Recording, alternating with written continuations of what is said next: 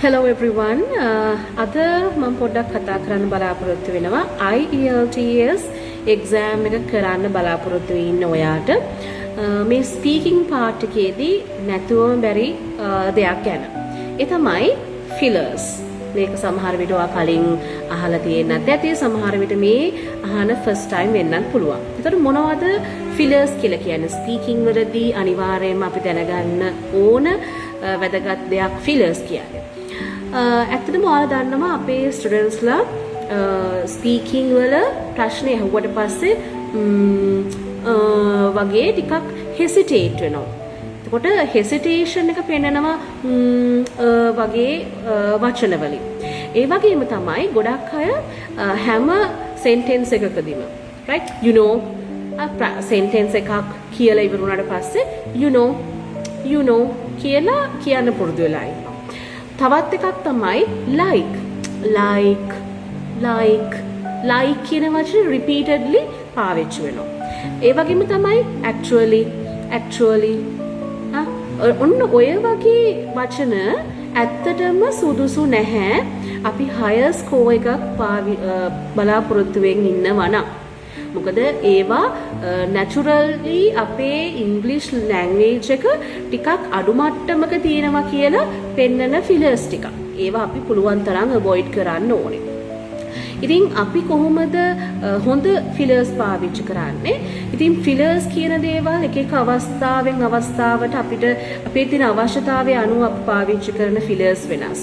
විශේෂයෙන්ම අපි ටිකක් ටයිම් එක ගන්න හිතනවා නම් ඉතින් ඔයාට හිතන්න තව වෙලාව ඕනේ.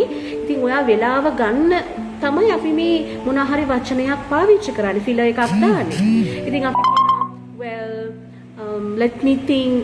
That's an interesting question. I've never really thought about that, but I suppose I would say මෙන්න මේ වගේ ලස්සනට ස්ටාර්ට් කරන්න පුළුවන් ඔයා ආන්සර් එක දෙන එක. right? උදාහරණයක් විදිහට ඔයාගෙන් අහනවා what is your favorite hobby? ඔයා මෙහෙම උත්තර දෙනවා. Well, I would say reading is my favorite hobby because it helps me to relax after a busy day. Right? So, well, I would say අන්න ඒක හොඳ ෆිලර් එකක්. ඒ වගේම තමයි ඔයාගේ thoughts, ඔයාගේ සිතුවිලි ඔයා organize කරගන්නවා, පිළිවෙලට එකතු කරගන්නවා. එතකොට අපි මෙන්න මේ වගේ fillers අපිට පාවිච්චි කරන්න පුළුවන්. There are several reasons for this.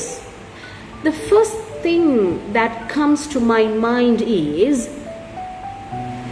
one important factor is if I had to choose one, I would say ඔන්න ඔය වගේ.